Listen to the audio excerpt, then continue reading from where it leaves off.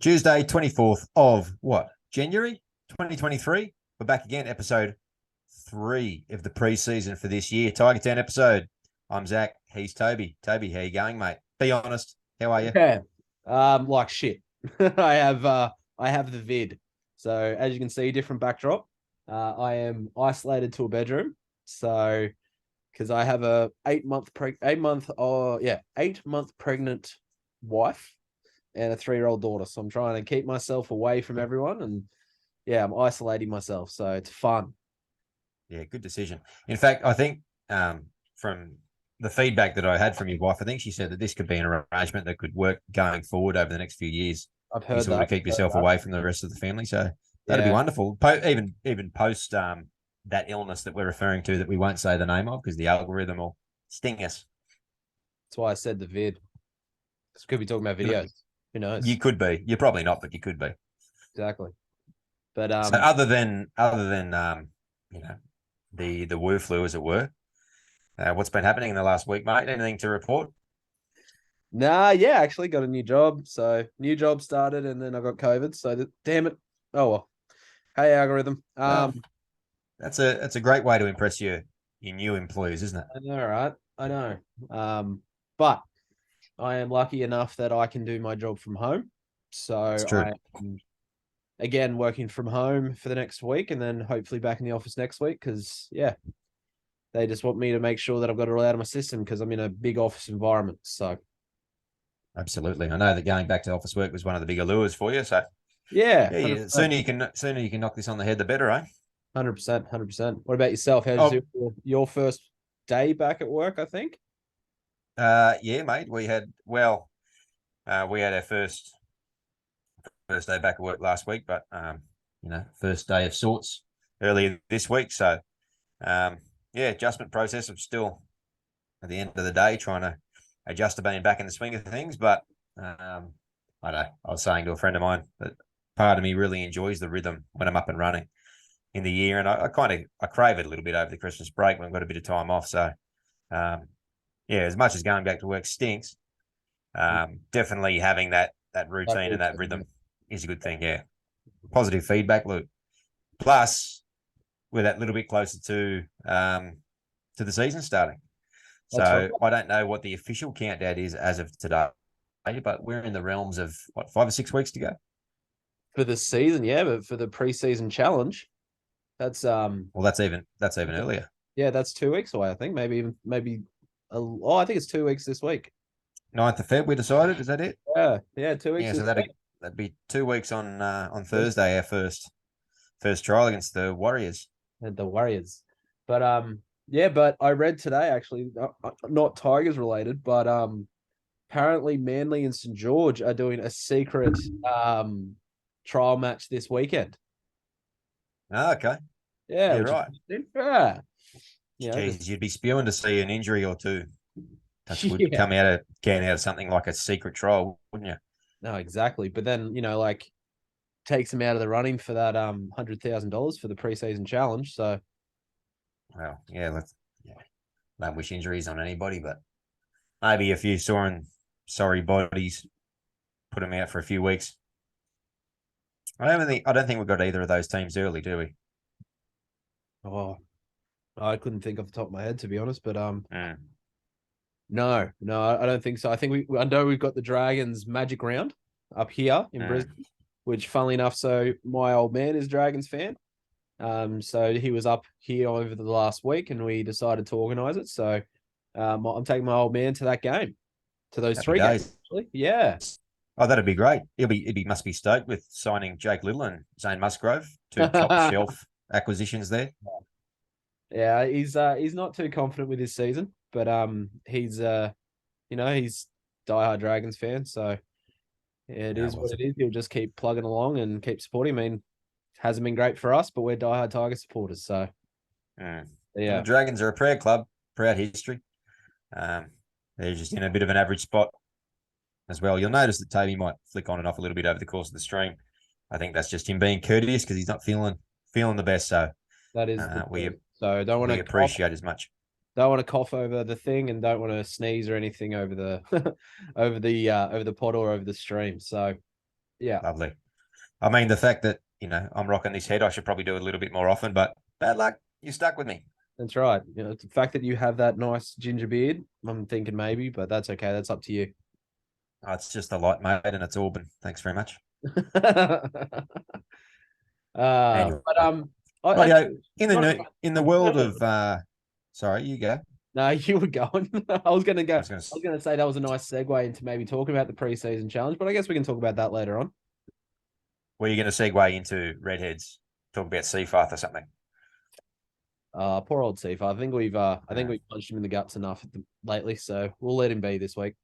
FYI, I don't have red hair, but I do have a red-ish style beard. That was the joke that Toad threw my way. So thanks very much for that, champion.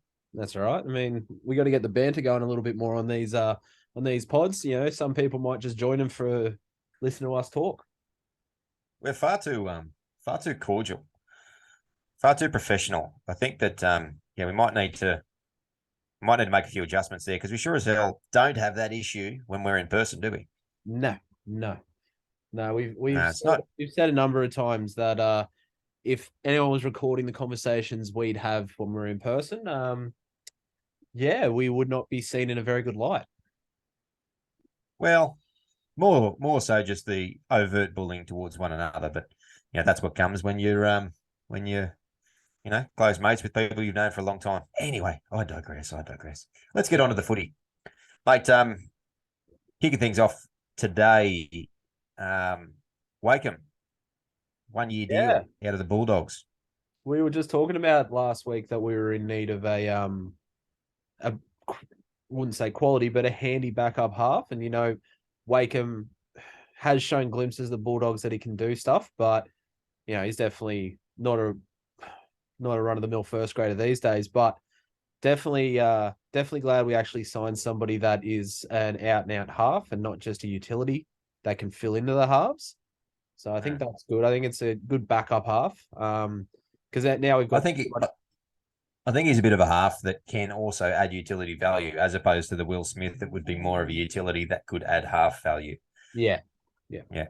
So he's a batting all right arounder versus a bowling all rounder in a cricket analogy, I guess. But Yeah, that went over my have you head. seen much of him? I've seen a little bit of him. I my brother did actually bring up the fact that I wonder how Tommy Talau felt with us signing him. That's right. Because apparently I don't remember it happening, but my brother does. That when Tommy did his ACL, Wakeham stood over the top of him and sort of, showboated over him. So, um, yeah, I haven't seen too much of him, but what I have seen, he hasn't turned the world on fire, but I've seen some solid stuff. So, Yeah. yeah, Yeah, I tend to agree. He's 24 years of age, played, 20 or 30 first grade games, I think, somewhere in that realm. He's been at the Dogs for 4 years or so. yeah. I heard somebody say online, evidently, that he's the size of a pine cone, Huh. which is good. It must make Luke Brooks feel a bit better because when they line up shortest to tallest, he's no longer at the back end of the line quite so much. So, Brooksy, you've had a win there.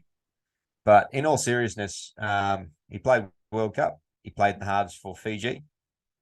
And yeah, I think he did a serviceable job. Look, we said it last week. We were missing backup halves. And to enter a season where you've got only two recognised halves in the club, being that Will Smith actually isn't even in the top 30, he's a train and trial. So unless he gets promoted, he can't actually play in the first 10 rounds, then yeah, we were really skinny. So obviously Dane Laurie being a possible option, and maybe a possible couple of others either at a pinch, but we were short, bottom line. And yeah, it's not the sort of signing that makes you jump for joy, but yeah, look, bottom line, it's a half backup, and we needed it. We did. And yeah, it's definitely like you said, we were super skinny. And it just made sense because we discussed this on a group chat that we have, like, who can we go after? We brought up the fact of Ben Hampton from the Cowboys might have been an option. I don't even think any of us actually said Wakeham, to be honest, but like I said, it was something that we desperately needed. We know that we have done extremely well for our forwards. Our halves, we obviously let down by letting go of Hastings, but Hastings was never going to be used in the halves apparently anyway. So, but yeah, it's an astute signing. Let's just say. Yeah, look, it had to happen. And it feels our 30. So we're now 30 from 30. But as we've said a couple of times, I think don't be surprised to see one or two further changes happen closer to the season. I know it's really late, but it might be a release to a club that has found their short in the last month or so, or it might even be a Super League release or two.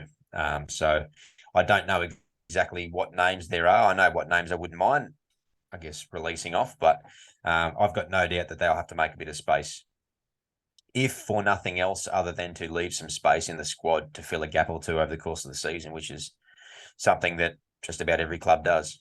Yeah. Will be interesting because I was reading the other day that the Dolphins are like at 75% of spending their cap. And I think you have to be at a minimum of 93% or something like that, I read. Yeah. So, there's always that option just so they can get some, be, I guess, what's the word I'm looking for? Like just adhering to the rules of the cap. They might be looking to sign someone. So, like, you could have the option of signing some fringe first grade players who are on a bit of coin. We might let go of some disgruntled players that we don't know are disgruntled. Who knows? Yeah, or even just tap on the shoulder and go, you know what, plans have changed and you're not in the future plans of Benji. It might even be, a month or two into the season and go, look, mate, if you find an opportunity elsewhere, we're not going to hold you back because, you're not going to get a tremendous amount of game time moving forward here. So, have to wait and see. Dolphins are a funny one with that because people often will look at that on surface value and go, oh, well, that's ridiculous. That's why teams stay at the bottom. But it makes sense because otherwise you could underspend your cap for a number of years and then you can hold on to certain bits and pieces with it. It means that you need to allocate a certain amount of funds to certain players. But I think what you'll find they'll do rather than overpaying players is they'll just forward pay players. So they'll just pay, say Jesse Bromwich has a 3-year deal worth X amount, say 600 a year. They might pay him 750, and then, whatever the sums are on that, 400 or whatever the case may be, in the third year. So that they can do. So that allows a bit of flexibility around that, which means that the Dolphins, for a number of years, will still have an opportunity to be able to be a decent player in the market. And I don't think that will bother them all that much. They've missed out on the current round in the last 18 months of landing anyone huge. So if they can, I guess, get their ducks in a row and be able to be ready over the next 2 to 3 years to have another crack at whoever comes off next, then they're probably going to do that as well. So, well, let's say, for instance, that, there comes the point where there is the shoulder tap. Who, you obviously don't want to see, you want people to get the best value for money or, try to lift their game. But who would you pick if you had that choice? In the squad? Yeah, in the current squad, shoulder tap. There's a few that I think were rushed into being given top 30 contracts. People like Tristan Riley, who hasn't shown a whole lot. Sione Fainu, who, hasn't shown anything as of yet. And some of these are development players, and I think they were given that as a carrot to get them to sign. But I think we've 30 with players. You were frozen for a second there, mate. Just sort of jump in. That's right. You're up to Sione Fainu and development players. Yeah, I'm just saying it's filled up our players with a handful that don't have experience or have 0 games, and also were given the same carrot, which was a top 30 spot. So Tristan Riley comes to mind, Sione Fainu comes to mind. Tumuth, even though he just signed on, part of the sweetener, I think, was that he got a top 30 contract this year. I know that Rua signed up to a top 30 contract. Who else can I think of? There was another couple. And then there's the perennial underperformance. So, like, to me, Tristan Riley, if I can flog him off somewhere, he's not going to do anything for us. Sione Fainu, we've got plenty of forwards now, plenty of prop stocks, and he hasn't set the world on fire. Pole's far out surpassed him. So those two I'd be happy for starters to get rid of. Seyfarth, whilst he performs a role in the squad, I think he's fallen so far down the pecking order. Move him on, and then even talking about players that actually might be worth doing it from a monetary point of view, which may be somebody along the lines of Kenny Mamalo or even David Nofaluma. And they may actually get some takers. So that's the other side of the coin, is if you're going to offload people off your top 30, it's not a matter of just going, hey, buddy, see you later, take a hike. You've got to have clubs, if they're under contract, that are willing to take that contract over. Because even if you were to pay out a player, that still stays on your cap for the length of that contract. So if we were, say, disgruntled with Alex Seyfarth and we said, rightio, mate, we don't want you here anymore. You don't want to be here. We'll pay your contract out. You can take the money and go. That still remains on our salary cap for this year, even though we lose the player. So, yeah, a Ken Mamalo or David Nofaluma would be somebody I'd be willing to be perfectly honest, because as far as I'm concerned, unless they're having blockbuster years, then they're not offering enough beyond what we have as backups. And considering that we've got Laurie and Staines as options, we've got Tupou as an option, we've got Kapoa, we've got Toa. They are all serviceable. And I don't find Noffa and Kenny, as much as I like both of them, and I do think they do offer a tier above each of those guys, it's not a huge leap above, such that losing them would be a tremendous setback, in my opinion. Yeah, no, I agree. I was thinking Noffa to be honest as well. I think I mentioned this last week that Noffa really only ever plays his best footy when he's got a contract on the line. I don't think he's alone there either, by the way. No, I don't think he is, but it's very evident, unfortunately, with him. Very evident. Yeah. You can see it, like when he got that Winger of the Year. I think it was 2020. I think it was when he was in and out, and then he got Winger of the Year the last 2 years. I mean, so much so we were more than happy to send him down to Melbourne. We were like, yeah, go. Yeah. And that's it. They can dress it up as much as they want. Oh, but we wanted to give him finals experience and this and that. They were just like, we don't need you anymore. Yeah. So yeah, and was it a question of, or is it a question, I should say, of like I was saying, is that gap between what he offers and his salary enough to consider keeping him if the situation arose where A, we needed to free up a spot, and B, financially it would give us a few $100,000 back in the kitty. I don't know that he does offer that. No. And I think that those that are sitting under him in the pecking order in the back line, be it Staines, Tupou, Toa, Kapoa, and there's probably some others coming through soon too. Jimmy Nutlick, once he gets a bit of experience, then yeah, well, in many ways, that's a no-brainer. No, 100% agree. I also don't know how much he vibes with the group. You see the socials, and this has been the case for a number of years, and they're all on each other's socials to some degree. Like they'll tag or they'll comment or they'll be in pictures with someone from time to time. And this is just on Instagram or whatever else. But Noffa seems a bit of a lone wolf, and I don't see a lot, if any, crossover between his stuff. Maybe the occasional thing when they're on camp together or something, but it's not a regular thing where I think he's got a separate group of friends and he has a completely separate life, which, like, on its own, on face value, is fine. But I think that having that camaraderie and that tight bond, meaning they spend more time off the field together, teammates, these guys, I think that's only a good thing. So, yeah, I don't know that from a team harmony perspective, it would be a tremendous loss either.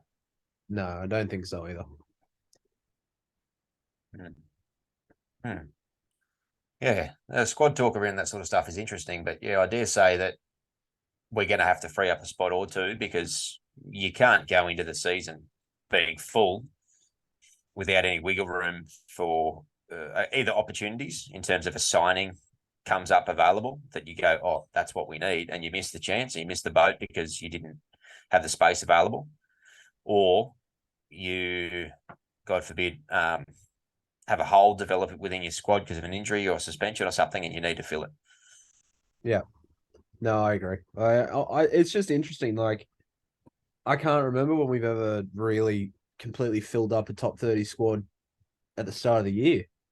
We've always had one or two players still we could have signed, and we always have this conversation: are we going to hold off until mid-year or all that stuff? But that's changed now, hasn't it? You can't sign players mid-year. He can. I thought the He can sign. I thought June 30 deadline or July 30 deadline was getting scrapped. Oh, that's in talks. Like they're talking for a transfer window, but they haven't made any decisions on that. It's still as it was. Yeah. Okay. So I think it was August 1 last year, which was a flow-on effect from COVID. I don't know if that's changed since. I think, as far as I'm aware, it's still August 1, even though people are a little bit snooty about it. And I think it's on the path to change. I just don't think they've ratified those changes as of yet. So I think that's forthcoming in the next year or two, but not quite now. Fair. Fair. Yeah. What was I going to say? The next thing we could mention, maybe, and there's probably not a lot to talk about really, is John Bateman watch. We're still sitting here watching the planes flying in and just wondering which one he's going to be on. No, I know. And then somebody shared on this on like, we're all parts of West Tigers Facebook groups and things like that, but someone shared that he was on his way from his missus account. But as you mentioned previously before we started this pod, that was just a red herring. Somebody was just, using an old image of them traveling on a plane. So yeah, I don't think it was actually. I don't think it was referencing them traveling. So, well, it wasn't them coming to Australia anyway. It was an image from maybe last week or something when they may be going somewhere else or they're in a different position. But anyway, I mean, it'll be when it'll be. But article came out during the week where Tim Sheens was interviewed, and part of what they spoke about was Bateman and talking about, I guess the quote was something like, well, we've got to get him here first, and talking about visa issues and things. I think it's a bit of a storm in the teacup. That being said, no doubt they would have wished that he was here, but I think with Christmas having all the immigration centres closed and the delay and everything that comes with that, I'm sure they got the people on it to do these things as quickly as they possibly can. And the fact that he's bringing out his whole family this time as well, so his young son, but also his older daughter, I think that's just clogging up a little bit as well. But sorry, say that again. I didn't know his daughter was going to come out as well. Yeah, well, that seems to be the stories that I've read just on, the mainstream media. But yeah, we'll have to wait and see. I think that was part of the appeal for him. I think he wanted a long contract, so his daughter from England could come out and have a chance to get settled. But that's all speculation in one way. But I think that some of the things that were thrown out there, I think it was more attention grabbing to say things like, "Oh, we're not sure if he'll be here for the start of the season. Could possibly quite miss round one." And I think they'd be reasonably confident. I think they'd be reasonably confident that he'd be here in the next couple of weeks. And look, he may not be ready for trial 2 even, but if that's the case, so be it. But no, he'll be here. He'll be here early mid-Feb. I'd be pretty confident. I'm going to say he'll be in the next week or two. So, but yeah, it's definitely something we're holding out to. We're definitely looking forward to seeing him in our colours. So, yeah, that's always a nice moment, seeing them in the colours for the first time. Yeah. It's when we saw Appy in his colours, you forgot about the comment he made with Penrith. I almost forgot about it. Yeah, I didn't forget about it. I just sort of downplayed it. We've all made a couple of comments on the drink around different people about different things, but anyway, I'll dig that back up again. He's ours now. Same with Papali, same with Clemmer. Bateman's on the way, so yeah. Read an article today about Clemmer. He was talking about his exit from the Knights, and what that occurs. Like, he's actually quite settled on moving back to Newcastle. This is what it said. He was moving back to Newcastle when the season, his contract's over. He's actually living with his in-laws at the moment, but yeah, he's super, super excited, and he's ripping in. Apparently, who was it? Appy was commented on saying that when he's taking a hit up just in training, there's no 70-80%, it's 120% through the line. And so it's making the junior forwards step up and do the same thing. And I'm like, that's cool. Like, that's what you want. And that's what we've needed for the longest time. That same sort of thing, to be able to drag people along. No, exactly. I mean, we haven't really had that for probably since Woods left. So, yeah, but even still, like we said the other week, it wasn't really the same type in many ways. Like he led from the front. in a big sense, but that intensity of training, I don't know if Woodsy would have been the front of the pack style trainer over the off season. I just can't see it for some reason. Yeah, that's fair. Him and John Bateman, when they get together, like, you hear a lot of that about how hard of a trainer he is too. Not afraid to give people a bit of a spray and bring everybody along for the ride in terms of the intensity that he wants in his teammates too. So, yeah, no doubt that on the training paddock and then hopefully translating onto the field, that'll be something that those two in particular bring. Yeah, exactly. So, it's something that we've desperately needed for a long period of time, and we thought we were getting that with a few signings back when Cleary was there, but that obviously didn't eventuate. So let's hope the second time around we're in a better position. So yeah, no, definitely still that optimism floating around when it comes to the forward pack. 100%. So in the rumour mill, pretty quiet of late. There has been a few little bits and pieces that have popped up, but as with everything, these come with a caveat that they are only, I guess, as good as the outcome tends to be in the end. So either they're right or they're wrong. They're on track rumours or they're off track rumours. One of them that has floated across my screen in the last probably week or so from a couple of different sources is that it's highly likely that Adam Doueihi will extend for 12 months only, being that he feels that he wants to be able to play some good footy consistently and allow himself to be able to put himself in the shop window, whether that's for other clubs or not, but partly to repay the club himself and probably just prove maybe a little bit that he is worth that higher pay bracket. That gives him this year and next, at least for the most part, to be able to get some good footy under his belt. And that's neither confirmed or denied, excuse me, at this stage. But I think there's a chance we might find out something about that, before the season kicks off proper. It might not be for a few weeks yet, but if and when that one is true, how do you feel about Doueihi another 12 months? Look, I think that is actually a good option. I'd love to think that the Sheensy and Benji had a bit of a say in that as well. Like, to show, like, yes, Doueihi wants to put himself up the shop window, wants to play consistent footy, etc., etc. But I'm hoping that, like I said, Sheensy and Benji had a bit of a hand in getting him to come to that decision. Like saying to him, look, we want to keep you. We want to make sure you're worth the money. So let's do 12 months at this, and we can talk again in the new year. Or I mean, in the next season, because you always can with Doueihi. You always know that he's going to give you everything, but it might not be what you want. It might be that he overplays his hand, or he overreads defense, whatever tactical wise. So I'd love to see him consistent, but I'd also love to see him injury free for an extended period of time. I think shelling out that sort of money for a player who's had, is it 2 or 3 knee recos? Two knee recos. It's a bit of a push. Well, at least until, like you said, he plays consistent footy for a decent 2 or 3 years in a row. Yeah, exactly. So you've got to earn that trust back from not trust as in dishonesty, but trust that the club can trust that your body's going to hold up.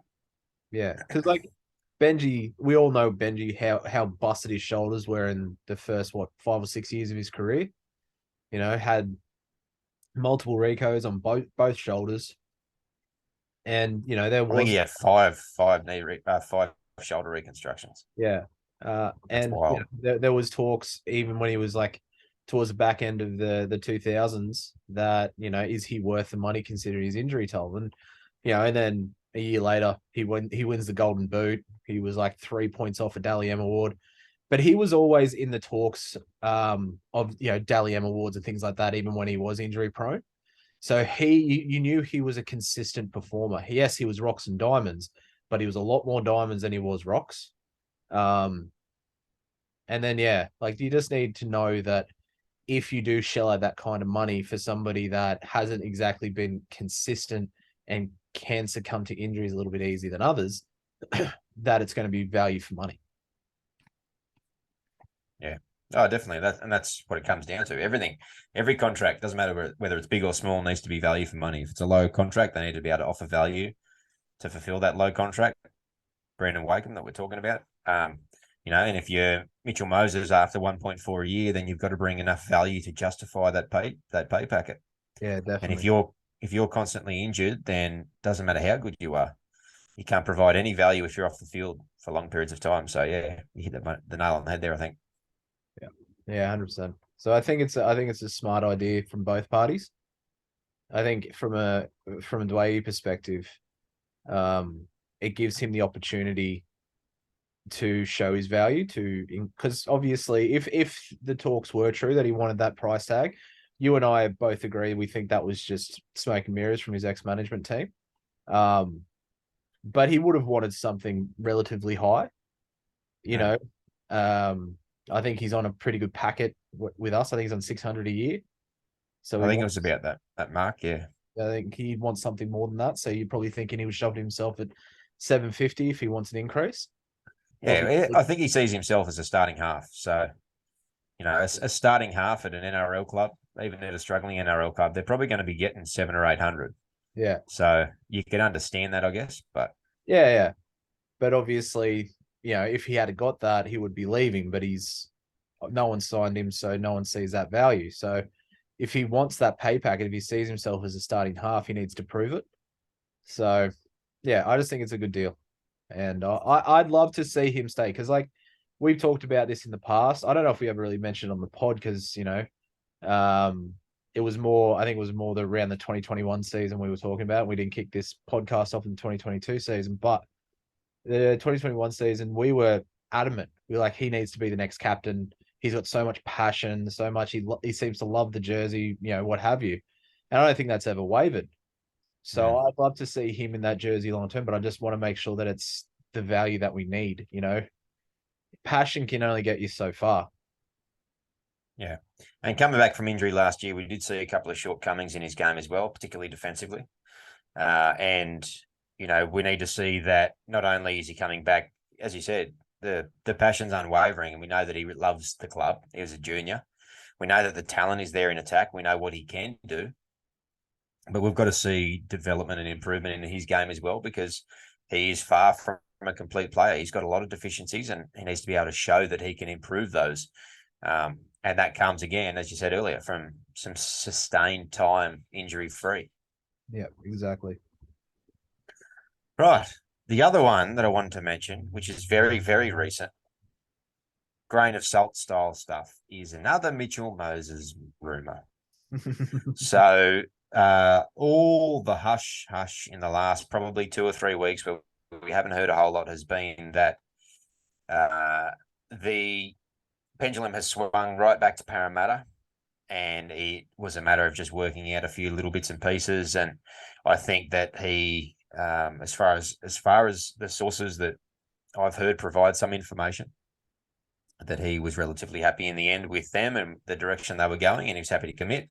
Seemed like the easier option. Then today there's been 2 separate sources. This isn't Justin Pascoe saying it, keep in mind. These are all whispers. People hear whispers from any number of sources, and more often than not, even if they're correct, it's not generally because they were deeply in the know. It's not generally because they're Mitch Moses' fiance or girlfriend and they happen to be the person who shared that information. It's more of a case that they're generally just a little bit lucky. Or the point, Zach. Their dad says something over the dinner table and they went, "Oh, that makes sense." Point being, is that our offer was pushed a little bit after our final offer. It was pushed a little bit more, and it was contingent as well on a few third parties coming through. And it seems as though that those have come through. And so in the last day or two, or the last couple of days, it seems as though the camp might have swayed back towards the Tigers, and that he might be reasonably settled. Another one of the sources have said all along, without too much detail at all, that he's been signed for quite some time, and they're very cognizant of media and everything around announcing these sorts of things leading into seasons and that sort of stuff as well, cognizant of the impact it might have on Para and everything else. I can't vouch for any of these sources. I don't know how correct they are. They tend to change as well. So, look, the answer is a pineapple. It tends to sway with the breeze depending on which way the wind is going. So, take it all with a grain of salt. Just know that he hasn't yet made up a decision, or made up his mind, I should say, as far as we're concerned. As far as the Tigers are concerned, as of right now, we're still in the hunt. We might be deeply in it. We might be hanging on. We might have never had a popsicle's chance in hell of actually signing him. Who knows? But we will find out one way or another sooner rather than later. I think it's around around round 10, I think, that he's got to give Parramatta an answer. And the Tigers, from good sources, were actually told that they would have an answer prior to Christmas. So that's where we're at. Yeah. Oh, yeah. You and I both said he is probably in the top 3 halfbacks at the moment, so I wouldn't say no. No way. But yeah, we'll just have to see where the penny drops. So, where do you stand on like the past history with him and the way he left the club and the fallout with that sort of stuff? Does any of that bother you, given it was 5 years ago, or is it water under the bridge? I think I've moved on from that. In saying that, I haven't moved on from Tedesco. So, no, I think I'm. But would you let that affect Tedesco coming home for a 2-year, third-year mutual option retirement fund?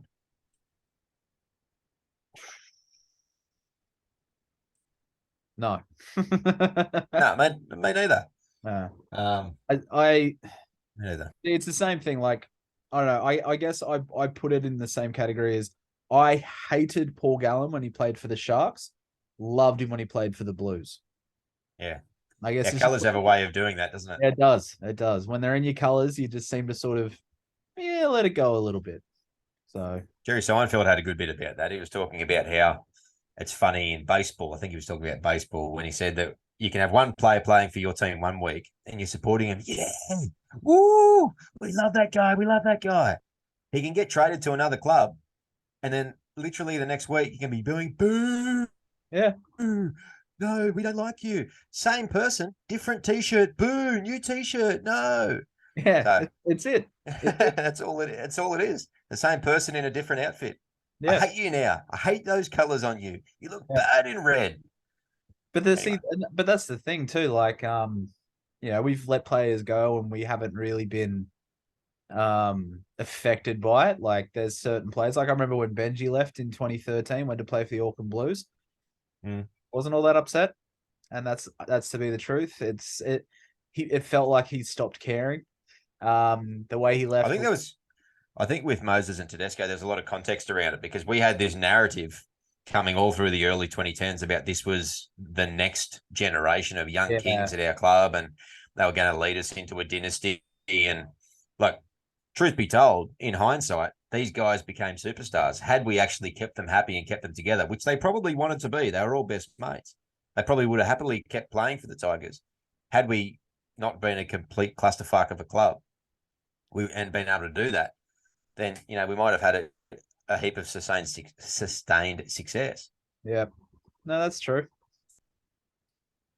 But yeah, no, if I'd still bring him back, but it still stings listening to Tedesco saying, he loves the Chooks, he loves the Roosters. Mate, they didn't stick with you when you had 2 ACL recos. They didn't stick with you when you broke your kneecap. They didn't stick with you when you were, you were just coming through the grades and all this stuff. But they were more than happy to throw money at you and tell you that you were going to win a premiership. Yeah. And then I was reading today. Yeah, unfortunately, Tedesco clearly never really had parents around him that taught him to be appreciative of those that stick by you through the hard times. And so he was one reaching for the stars. I think he comes from a bit of money, so that's not really surprising. Anyway, I'm getting a little bit off in the glossies there. But it's just interesting. We're talking about the Roosters and Tigers. I read someone shared an article in the chat that we have that the Roosters apparently have opened their own center of excellence. So that's funny. Say that again. The The last Roo- bit, sorry. the Roosters have apparently opened their own center of excellence. Oh, have they? Is that what Yeah. they called it? Well, that's what I think. That's what the article, the headline said. They've opened their own center of excellence. I don't remember what they. I don't think I read too much of the article. I just read the headline and went, okay, okay, yeah. Look, I hate you. Copycats. I hate you, Sydney Roosters. Let's just use money Yeah. to win. They're just. It's funny because East had such a rich history in many ways, and they're a foundation club, and they come. There's a lot of history with that club, but what they've turned into in the last 25 years, and it's probably around the time that Politis took over, is they've just become this empty, shallow shell of a club that just has. They don't seem to have any base in any No geographical soul. region. They've got no There's soul. no yeah, exactly. There's no soul. It's all glitz. It's all glamour. It's all surface level. They just pluck players from different teams. Um, they just pay big salaries and just buy premierships and that sort of stuff as well. And I don't know. It doesn't seem as organic as look. Penrith. Hats off to yeah, exactly. I was about to say hats off. Credit where credit's due. Penrith's success has been from an organic place. They've spent the time and the effort and the money in growing that club. And as much as the disdain stays there for who coaches them, outside of that, as a club and as a system, the success they had just seems so much more authentic. Like if I had the choice between the two, I'm hating Penrith these days because of what happened. But I guess a part of me can really take my hat off to them. With Sydney Roosters, like I don't know how anyone supports them. It No, must be nice going for a team, but how do you support a yeah. club that's got no soul, that isn't authentic?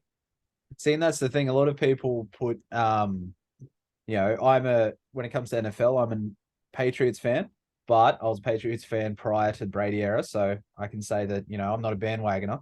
But people say that about the Patriots that they've got no Geez, soul. you must be old, mate. You must be old. He was there for 19 years. Yeah, pretty old, 36. Um, but yeah, that they've got no soul. The Roosters are like that as well. How do you support them? I don't know because I go for a team that apparently has no soul. So yeah, No perspectives, please. Fuck the Roosters. That's where we land on this one. All right, moving right. on. If you don't like us talking about how shit the Roosters are, then don't listen to us. Keep walking. Speaking of NFL, just quickly, it could always be worse, mate, because you could go for a side that currently, well, at least as of last week, their starting quarterback who just signed multi-$100 million deal did his ACL at the end of the season. So he's gone for a while. They sacked their coach. So we've got no coach. We had no GM. Arizona Cardinals, for anybody playing at home. Made the playoffs last year for the first time in a while. And then we finished with 4 wins, 4-13 this year. So spectacular. Gun squad, JJ Watt, Hopkins, Hollywood Brown, Kyler Murray, and just Budabago, just hopeless. Like absolutely woeful. Anyway, that's enough of NFL. This is not the lament your NFL side station, but yeah. But yeah, we were going to talk about that just before, or about this. I'd love to get your take on this new preseason challenge that's coming out this year. What the incentives that they're kind of putting out there. Do you like it? yeah. So specifically, what they're talking about is reward for attacking play. Is that right? So yeah, you can score a maximum of 15 points in terms of on the ladder.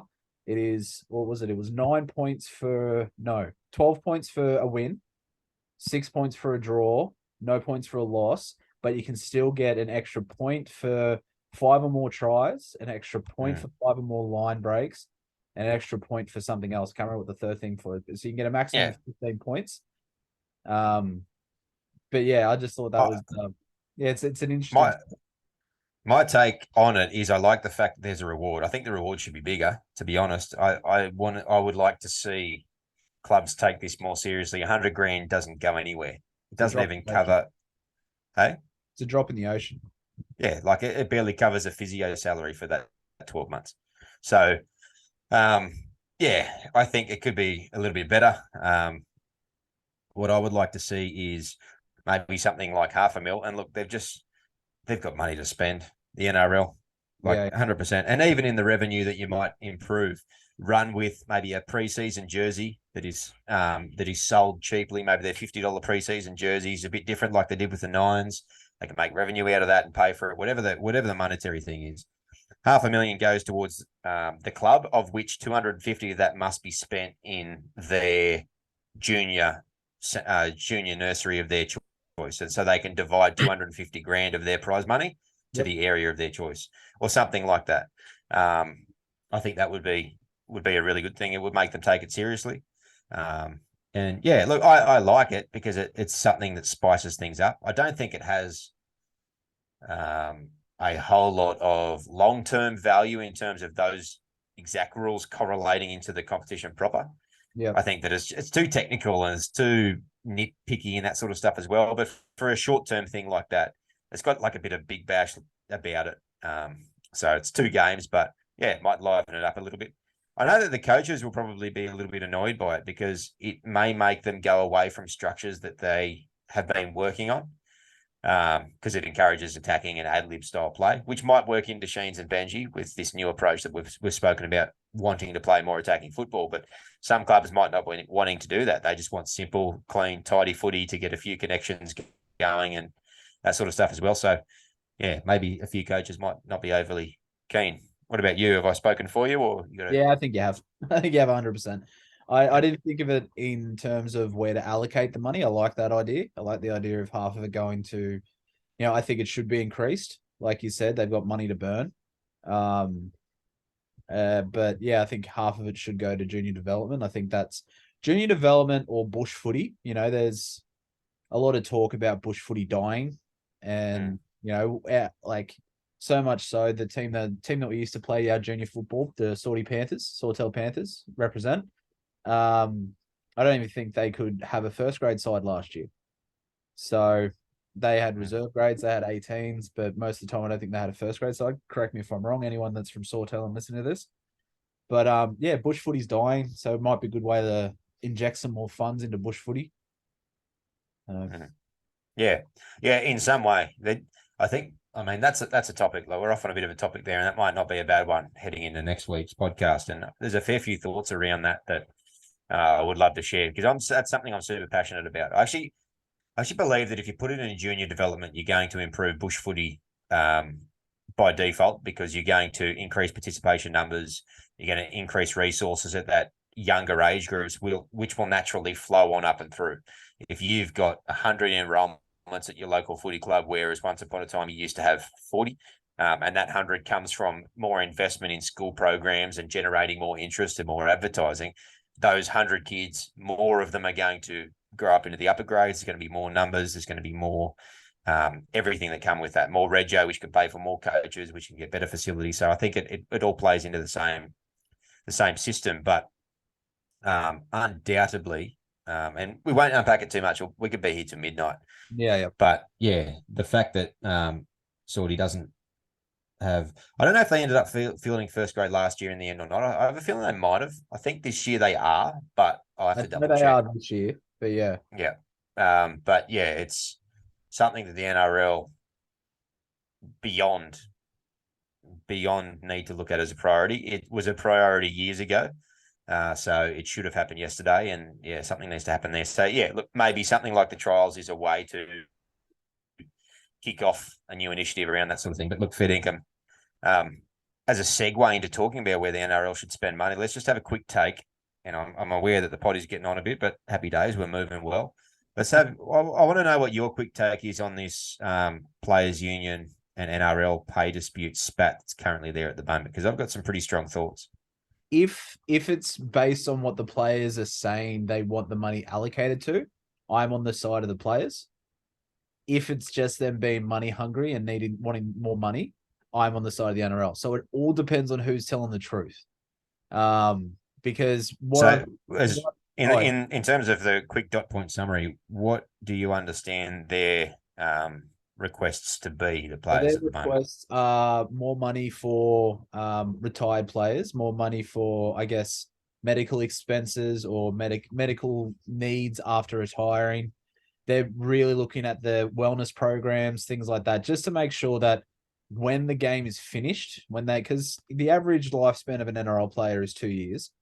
When they're finished the game. It's when you say lifespan, you mean playing career. Yeah. I'll just clarify that. Yeah. Yeah. They're not dead after 2 years. But yeah, it's about taking care of the players when the game ends, when they stop playing. If that's the case, like I said, I'm all for the players. But okay. You just got we don't know who's telling. So how are those splinters in your backside, mate? Because you're sitting on that fence so hard, it must hurt. Yeah, I am. But that's the thing. I mean, do we believe that these players that are getting paid $700,000, $800,000, $900,000 a year are not putting money away to look after themselves after retirement, to look after themselves, to ensure that they are looked after? That's for the average Australian, that's a decade worth of a decade worth of salary, a decade worth of annual salary in 1 year. I know that they put their bodies on the line. I know that concussions are a very, very big thing now. You look at Kenny from how did I forget his first name? Whatever. Kenny from the Parramatta Eels back in the day. There was a big report on him. He's got Brett Kenny. Brett Kenny, that's it. He's got dementia, all that jazz. It's Ray Price, isn't it? Is it Ray Price? Is it? Yeah, that was one of them. One of the legends from the 80s. I just know. Did you ever watch Ray Price play football? Obviously, we were a little bit too young, but it was only a handful of years before we were watching young boy footy. He used to run head first, didn't he? He was a lunatic. That footy in the 80s was wild. Yeah, he used to. I don't know if anyone remembers. If you're listening and you're around our age, you probably would remember a player called Martin Lang, who had probably the worst running style out of anyone for protecting his head. It was the long wet hair flick back in contact made it look more glorified than what it was, I reckon. Oh, he just used to put his head out there and just not care if he got it knocked off. But like I said, if it is about what they are, because they're getting paid a significant amount now, if it's about putting money into setting up programs and things like that, then yeah, let's go with the play. I'm on the player side, 100%. Okay. Fair enough. I got a bit of context behind what I say, what my take on it is. And I work in a job where our job's pretty well unionised, and I'll keep it aside as to what I do for work. But we've got a pretty strong union, and the union will often go into bat on behalf of our profession to try to get some changes that happen. And I'm often in the minority in that. And this is an innate thing. This is not something I'm trying on to try to sound any particular way. I don't want for anything in my job. And I'll get to my opinion on this, on the spat between the NRL and the players. But this just gives a bit of context, I guess, as to why I think this way. I'm just grateful to have a job that pays reasonably well with good conditions. I'm not always sitting there wanting more. And I'm not willing to go and have days off work to do union action, that sort of stuff as well. And I get to the point where I grow tired of people who are always whinging about the state of their current jobs and that sort of stuff as well. Because in my eyes, it's either be grateful for what you got or make a change yourself and make a change, go and find a different job to go and do something else. And I guess that's just my mentality. And I like that. I like the fact that I've got a bit of gratitude around what I do for work. So that leads me into my opinion on this. And firstly, there's a caveat before I give the opinion of saying that I agree. I think there needs to be more, and the NRL need to be able to compromise on having more systems to support players in a variety of circumstances. For example, if they have career-ending injuries which are of a debilitative nature, for example, something like a Simon Dwyer, a Taniela Tuaki, where it affects their ongoing life, absolutely there should be support there. The line that I never hear said ever, and it's remarkable, is that once players stop playing, what's the line you always hear? Okay, so the average playing career is 2 years. You only get 10 years to earn your money in your career. We hear that all the time. what never gets said is, are these players, when they turn 32, when they finish their playing career, are they banned from earning income elsewhere? No. They've now got another 35 years to go and work like everyone else. So they've got a working life at the same as everyone else, except they also had a super supplemented 10 years, if they lasted that long, where they earned uber high money. Even if they were a middle tier top 30 player, if they're a number 25 or a number 26, they're still probably earning above minimum wage. They're still probably earning above minimum NRL wage, which is now 120. They might have earned 200 a year. They might have earned 300 a year for an average first grader. And we're talking about the run-of-the-mill first grader. Let's say they play for 7 years. They've earned 250, 300 for 7 years. In the meantime, the NRL's training policy means they must have either completed a tertiary education degree, so either a bachelor's degree or a TAFE certificate. So they actually come out qualified as part of what the NRL sets them up for. So they set them up for success. They've earned this super amount of money in the meantime, or even a really handy amount of money. They retire at 29. By the time they turn 30, most people are only just getting into the workforce anyway. They just march on with everybody else. And it never gets talked about. I don't know what they expect to happen, or what the people that are on the players' side expect to happen, whereby they think that they should be able to retire and not work for the rest of their life. Hello, you just live the dream for a set period of time. You put your body on the line. Yeah, fair enough. So do miners and people on oil rigs and people that are out doing 18-hour deep sea fishing, trawling jobs. Now, all these people put their body on the line. You play footy because you love it, and you happen to be good at it, and you happen to be able to earn money from it. Lucky you. But now you get the opportunity when you retire at 31 and you already own your home outright because you earned 300 grand for the last 9 years. Now you can go and be an engineer for 35 years if you want to be, like everyone else. So it's that angle that shits me. And I know that it is not just about money, and I know that that's what they're saying, but it's most certainly partly about money. And the retired stuff, I like the support, as I said earlier, of having people who have fallen on hard times supported, veterans or ex-footy players that have fallen on hard times in the distant future when they're 50, 60. They find somebody who used to play that is homeless, and they get around and they give them access to a fund, all that sort of stuff. That's all good. And the NRL must come to the party on that. I'm with them on that side of it. Okay. But in terms of the overall scheme of the angle that they try to run with, we get what we deserve and we put our bodies on the line, and we've only got short careers. I don't buy any of it for that reason. And it gives me the shits, because they've been given this golden, if you don't want it, go and be a school teacher. Go back and shovel gravel. Go and work at the landscape centre. Go and do something else. They're your options. Either you accept it as it is and you be grateful that you get to play sport for a living and earn multiple hundreds of thousands of dollars, 200 or 300 for an average NRL player. I mean, bear in mind, they're still top of the top. Or go and do a horticulture degree and be a greenkeeper. They're your choices. Make a choice and shut up. Obviously, I'm not as strong as that opinion, but I do think that we're on the same mind. I didn't realize I was as strong until I got into the rant, but there we go. You were going pretty hardcore with that. But I think we're on the same mind frame. Just... like you said, yes, I have splinters in my ass from sitting on the fence. But that's the reason why I'm sitting on the fence, is because who's telling who what? Like who's embellishing the truth more? Is it the NRL or is it the players? I mean, and we're not going to get the full story. No, because journalists are going to get their side of the story from their sources, and it might be a player source or it might be a headquarters source, and then they're going to angle it in a certain way, and then you're going to have another article that comes from another angle. And bottom line is, both the NRL and the Players Association, they owe it to the fans, who are the people that provide everything that they've got to sort this the fuck out. Yeah. The same way that the NRL and the players fucked around with the salary cap at the back end of last year. Now they're fucking around with this. They owe it to the fans to have this sorted. Stop sitting on your hands. Stop arguing back and forth in your board meetings, and just come to a compromise and figure it out. That's your jobs. Sort it out, and sort it out yesterday, because it's dragging on. It's been over 12 months. Yeah. The CBA agreement. So. Yeah, absolutely.